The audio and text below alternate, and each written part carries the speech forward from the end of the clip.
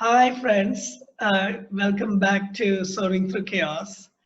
And the reason we do this is to support each other. We are going through one of the more interesting times in our lives called the pandemic. And that comes with a lot of interesting challenges, whether it is the fear of loss of life, of disease, of loss of income, and even sustainability, and the divisiveness that comes with it. There's a lot of, we finger pointing and all that.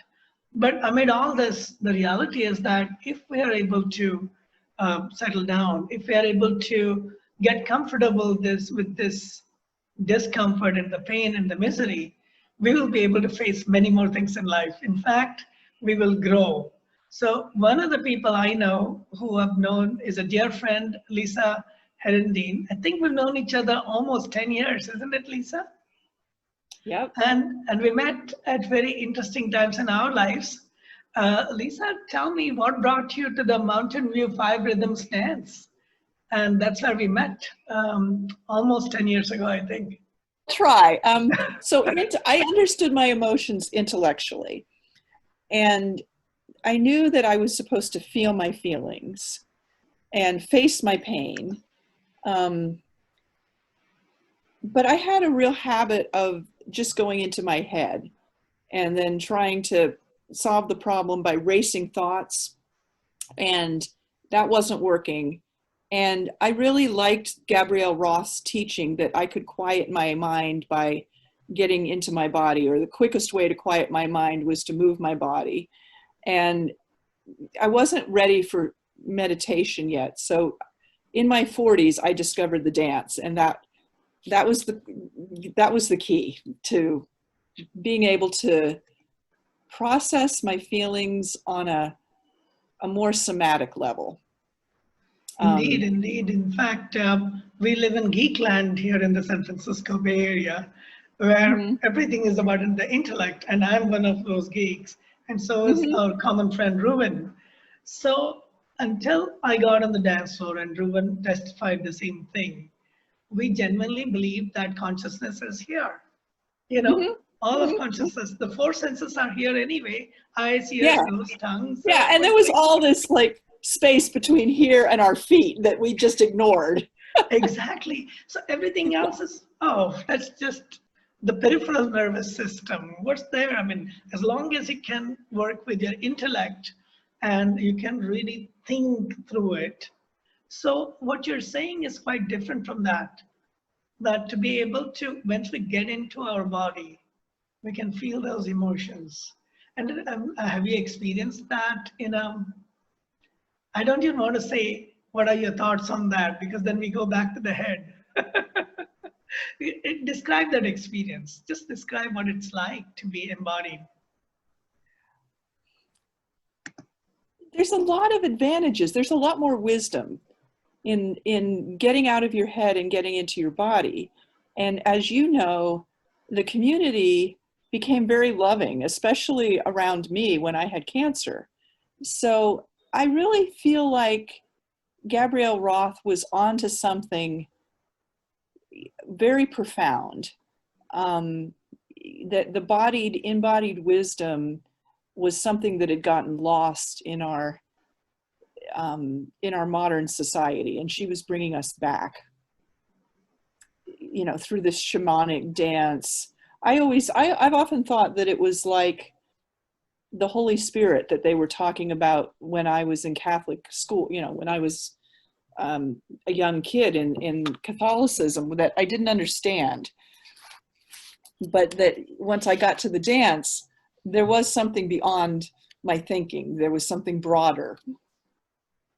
That's true. In fact, the one in Santa Cruz, we actually call it Dance Church, where the dance is like the holy priest, or we will learn through the dance itself. And the facilitator is just there to make sure that we move our bodies and feel what we're feeling. There's wisdom that comes from doing the practice. I'm so grateful I met you there, because many people were very comfortable just feeling their feelings. I was not.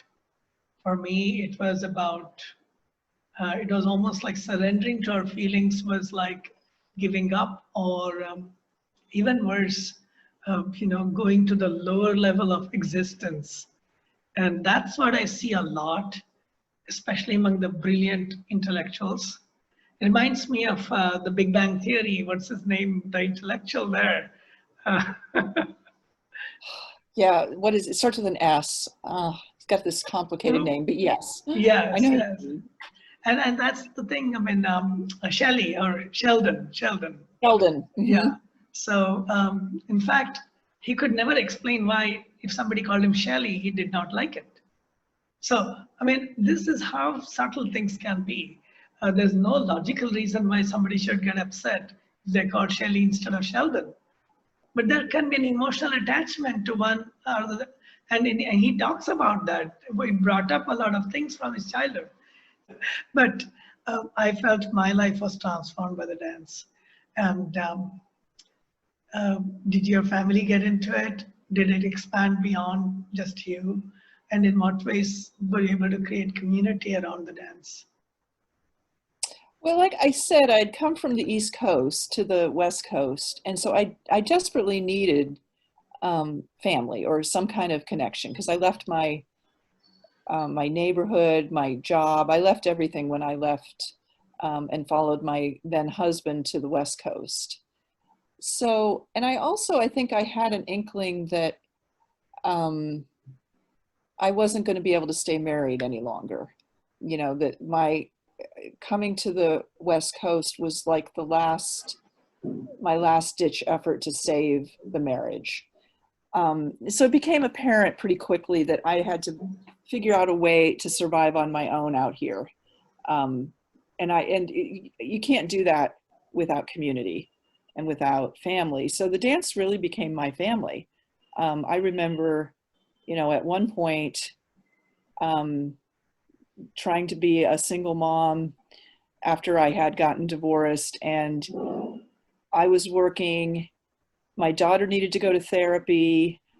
I couldn't finish work until 3.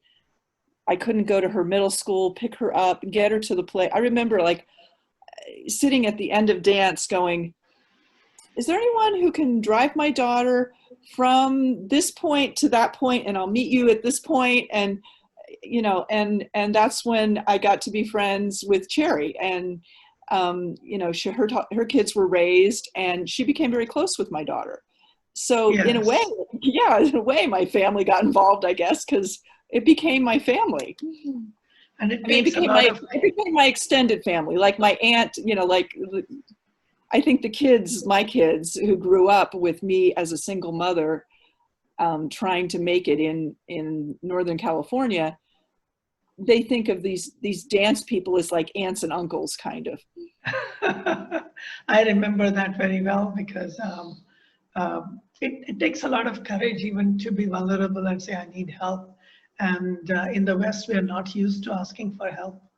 It's considered a weakness. And I saw the courage with which you asked for help.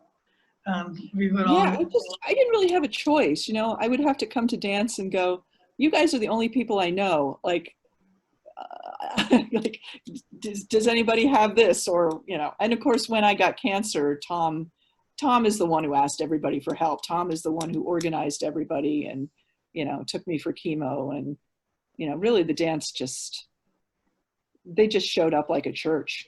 They just like knew what to do. I remember also after we had danced for a few years, it was around Christmas time, and I accompanied you to your church, and it was really a beautiful experience. Remember that? I think it was in Los Altos, somewhere there.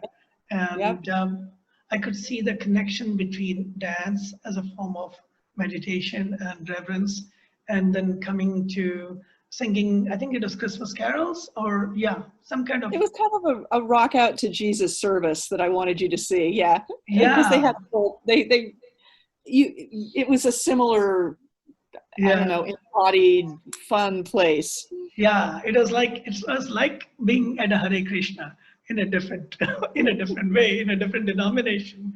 But it was the warmth and the energy that I needed so much. Yes, So yeah, and tell us. I mean, here's what I'm curious about. We're now in the middle of a pandemic, and it's very hard for a lot of people. In some ways, and we just discussed this before we got into this talk, we both kind of got trained for this time. Mm-hmm. And the dance was a part of the training. There were real life situations that we were facing. And that Yeah. the dance was the crucible where everything was okay. Everything was allowed. There was no, Yeah. you couldn't be wrong. You just, what Yeah. was, Yeah. For me, it gave me a sense of acceptance and love that I wasn't giving to myself, but I would come to the dance and people were so loving that I started to be more loving towards myself. yeah, yeah. And right now, I mean, in the middle of the pandemic, there are remote classes going on, right? And or distant. Are there any face-to-face dance workshops or dance sessions happening now? Not in Mountain View. There's some over here in Santa Cruz. There's a woman named Flo who heroically is just determined to do something. In fact, she says on Facebook, "Stop complaining and organize something. I don't want to. I don't want to hear about these masks anymore. Make your community come together," which I think is what you're doing.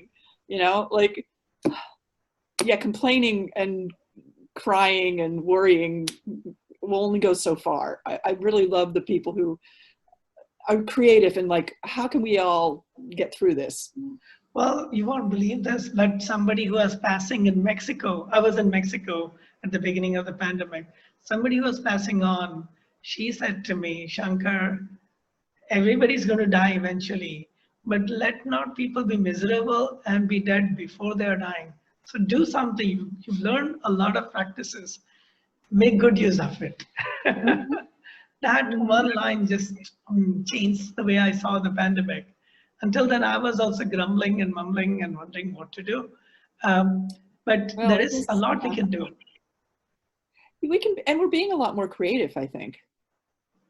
That's true. That's true. So, in what ways has your life changed after the pandemic started, which is now what, 4 or 5 months now? Oh, I think more. Let's see. It started in March More like here. 6 months. Yeah. Yeah, 6 months. Yeah. Um, well, my life had already changed because I'd moved away from our Mountain View community and I moved over here and my kids are teenage. In some ways, they need me a little more. Um, my private practice has completely flourished with the pandemic. Um, Wow.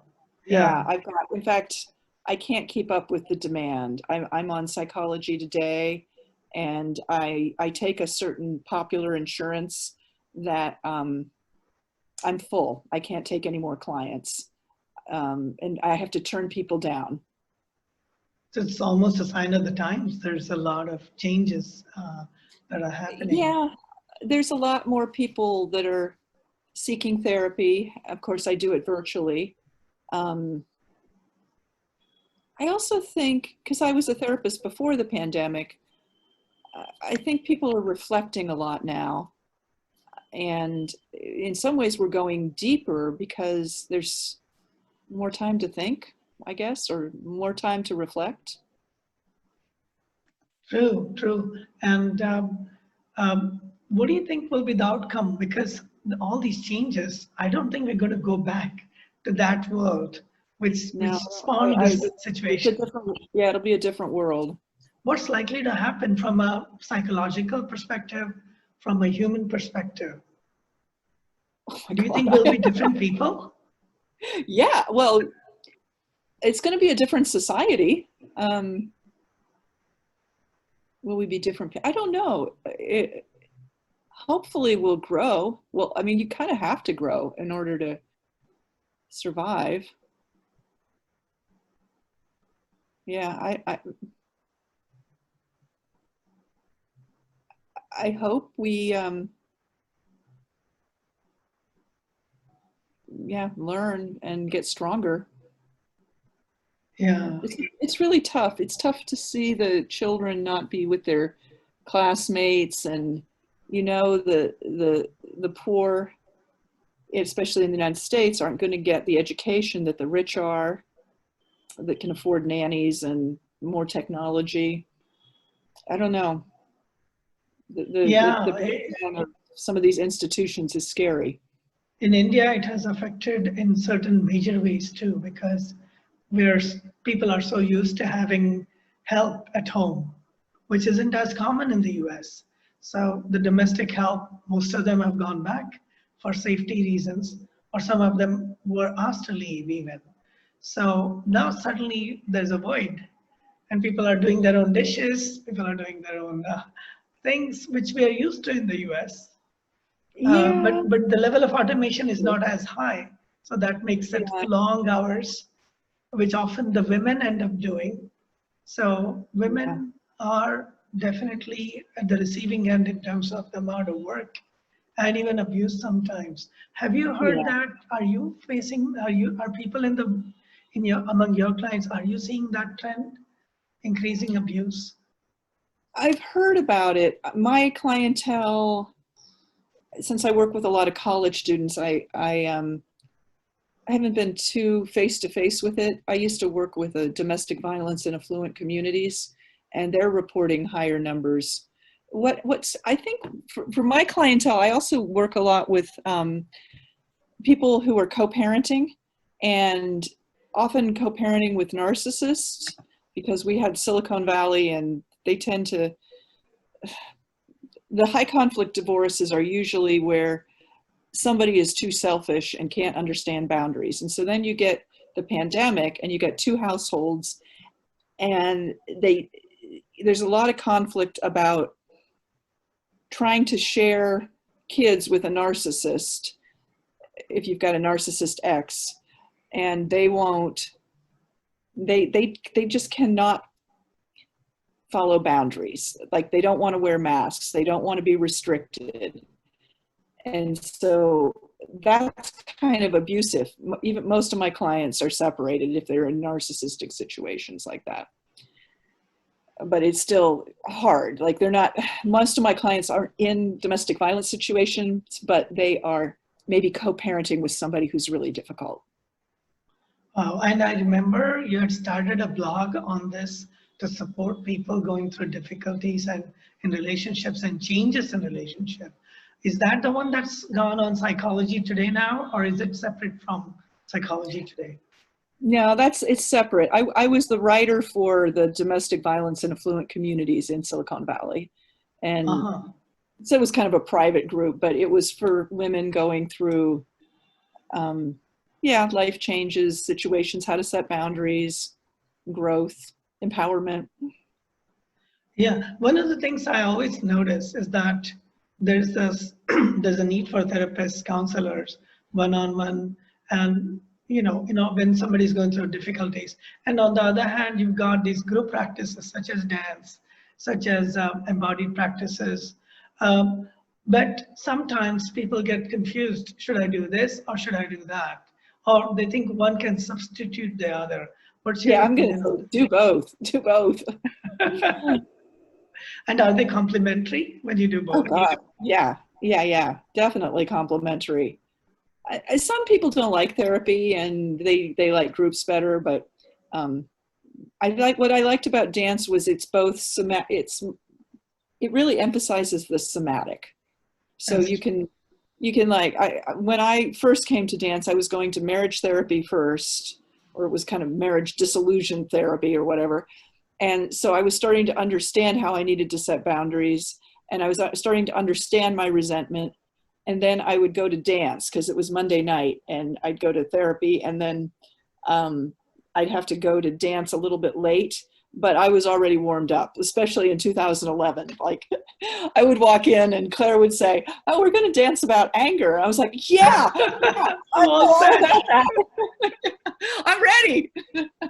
In fact, I used to get mad when I'd come in and she was like, "We're going to do joy tonight." I was like, no, I don't feel that.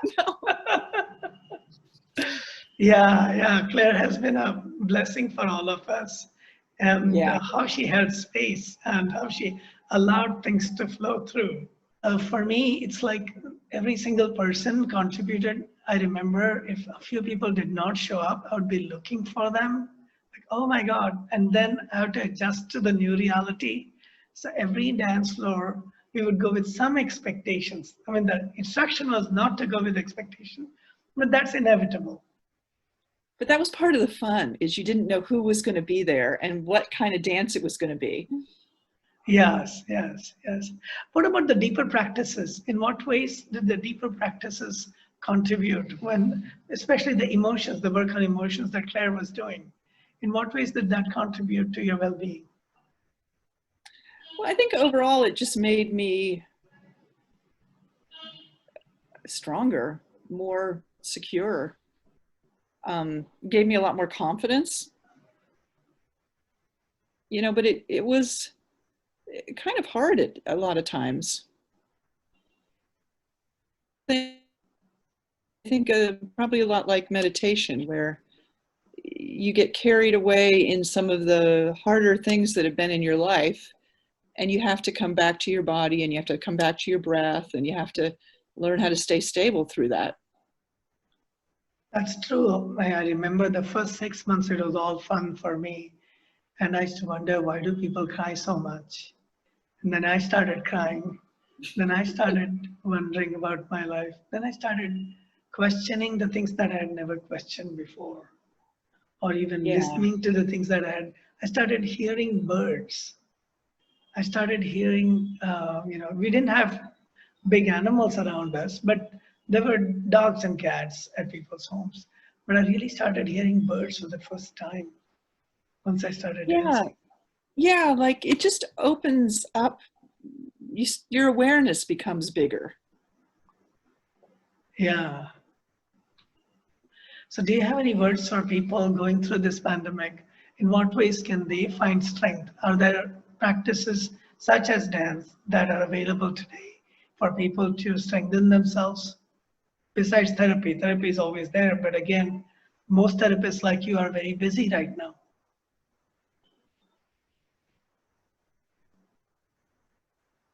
Well, I mean, in my own life, I've just had to be creative. I have two good friends over here in Santa Cruz, and it's really important to me to spend time with them so that I don't go crazy working all the time and taking care of my kids. Nurture myself by going on hikes, sitting outdoors. I mean, because we can do that here. I don't know how how are the restrictions there? Can you be outdoors and Yeah, you can? yeah. You can. Only once in a while there are curfew times, but most of the time, yes, we can go out. Yeah, that's just been, oh, and I've started swimming in the ocean Oh, because the wow. gyms are all closed. Gyms are And closed, yeah. yeah, the gyms are closed, and exercise is so important, especially because I have to be on Zoom all day.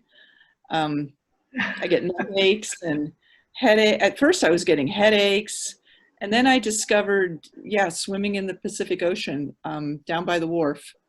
You can go at if you go around 7 or 8, you can meet people who do it like religiously. There you go. You've got a community there on the ocean. That's I'm amazing. trying to find my group. There's a group of women. They call themselves the Mermaid Mafia. Really?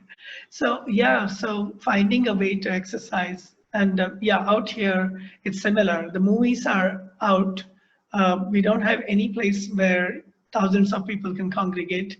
Very limited hours for even going to the temples or the churches, and that too, there's regulation on how many can be at one time. So yeah, religious people miss going to church or going to the temples, Well, especially. I miss going to church. I guess now I go walk in nature. Or go swim in the ocean. That's kind of my alternative now. Yeah, and I live in a place which is close to nature, so I tend to walk almost every day, except that the number of people who are willing to be on Zoom with me has gone up. So sometimes I'm 8 hours on the laptop. I Well, was 8 hours today. I started at 9 this morning, and I had a break between 12 and 1. And I ran down to the ocean, jumped in, swam out to a buoy, swam back, hair wet, came home. I had a 1 o'clock session with a college student. You know, I like dried my hair off, back on Zoom. Yeah, in fact, it's so funny because I decided that it's difficult to actually organize a dance class on Zoom because I don't have that level of experience. Thank God Claire and Stacy Butcher and others are doing that, and I'm very grateful. But what I do is I just go and dance, especially the chaos dances. So somebody named me Zoom Baba. The guy who dances on Zoom. And I'm like, It's perfect for okay, you. I mean, That's how I remember you. Always happy. Always like, you know, but again, as somebody would say that often I used to mask my unhappiness behind the smiles. And I do that much less now. Uh, when I'm now smiling, I'm actually smiling from my heart. Before I used to sometimes mask my discomfort. I had a lot of discomfort with the big corporate environments because and I was in marketing. And let's be honest, there's a lot of exaggeration, if not faking. It's not right, faking, but there's a lot of exaggeration in marketing. And you worked right. for a while in the corporate world too, or you've interfaced with the corporate world, so you know what I'm talking about. I've So interfaced. Yes, yes. And I know what you mean about not being, it's so much better when you can be authentic. and you have clients who worked especially the Silicon Valley clients. Yeah, I They have a lot of all them. suffer from that. So there's dissonance, literally cognitive dissonance between who we are, who we want to be, and the kind of work we do. And I'm not saying any one company likes to cheat, but it's become a competition of who tells the bigger and better stories. And they may have nothing to do with reality sometimes. So Yeah, that was plus hard. software engineering is so, you guys are so in your head. Yeah. You're focused on the computer all day long. I thought Claire's dance was perfectly located in the middle of all of that. Yes, it was a great antidote for that. And I remember there was a time when in Silicon Valley, my tech friends would shake hands and would ask, hardware or software? As if nothing else existed. Oh my God. And That then, is such a great, I should like tell that to my East Coast friends because I remember being in New York, upstate New York with old friends when I was back visiting. And I was saying to my friend from high school, Kathy, I was trying to describe where I lived. And I said, you know, I can't walk 15 yards without tripping over a software engineer. And her husband, they live up near the Catskills or up beyond the Catskills. And her husband said, wow, it must be nice to live someplace so prosperous. And I'm like, yeah, there's advantages, but there's disadvantages. Yeah, it's different than rural upstate New York for sure. yeah, material prosperity for sure, and technological, intellectual prosperity for sure. But it comes with its cost. And It really does. Emotional costs. yeah, Mm-hmm. and later it became hardware, software, or biotech. You know, there was a huge Biotech. biotech industry to Well, it. that's what brought me out was I followed my then husband for biotech. Yeah, yeah. And how do you see this? I mean, this whole pandemic, I feel, is compelling us to ask these hard questions. In the past, we could just shove it under the rug and say, I'll work for 7, 8 hours and then I'll dance it out or I'll escape somewhere where I'm happy. But these Mm-hmm. days, people are working around the clock and or don't have the normal escapes that they used to have. I remember escaping to dance. Later, I went to dance to really feel how I'm feeling. Big difference. Right. Right. I really needed dance when I lived over there. And so I don't need it as bad now that I'm next to the ocean and things are a little more chill over here. That's an intense place where we lived, Mountain View. And Yeah, yeah. Google, Facebook, everything is so next doors. I mean, you can't escape, as you said. Everywhere, it's like technology, technology. There's a positive side to it. We had first access to all the technology. And the negative side was we were so divorced from nature and from real life. So, yeah, do you yeah. have That's anything to where I offer? think Yeah. Claire's dance was really helpful, very modern, spiritual. teachings to get us back in touch with ourselves again.